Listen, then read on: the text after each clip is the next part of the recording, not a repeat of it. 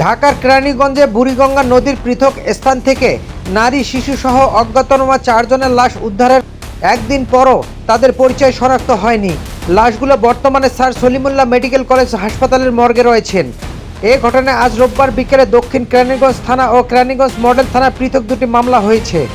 ঢাকা জেলা অতিরিক্ত police super Jahangir Alam বলেন, বুড়িগঙ্গা নদী থেকে নারী শিশুসহ অজ্ঞাতনামা 4 জনের লাশ উদ্ধারের ঘটনায় দক্ষিণ কেরানীগঞ্জ থানা ও কেরানীগঞ্জ মডেল থানা পৃথক দুটি অস্বাভাবিক মৃত্যুর মামলা হয়েছে।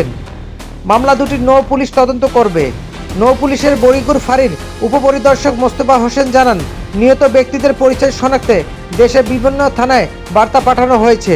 পিবিআই ও সিআইডির ফরেনসিক দল আঙ্গুলের ছাপ গ্রহণ করে পরিচয় শনাক্তের চেষ্টা করছে। Sir Salimullah medical college Mitford হাসপাতালের মর্গ সূত্রে জানায়, বিকেলে 4টি লাশের ময়নাতদন্ত শেষ হয়েছে। এখন পর্যন্ত তাদের বিষয়ে কেউ খোঁজ নিতে আসেননি।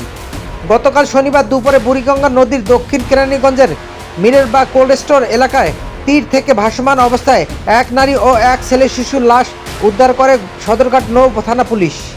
উদ্ধারকৃত নারীর বয়স আনুমানিক 30 বছর ও শিশুটির বয়স 3 থেকে 4 বছর হবে বলে পুলিশ ধারণা করেন। এই নারীর গলায় কালো কাপড় পেঁচানো ছিল ও শিশুটির লাশও ওড়না দিয়ে পেঁচানো ছিল। নারীর পরনে ছিল সালোয়ার কামিজ।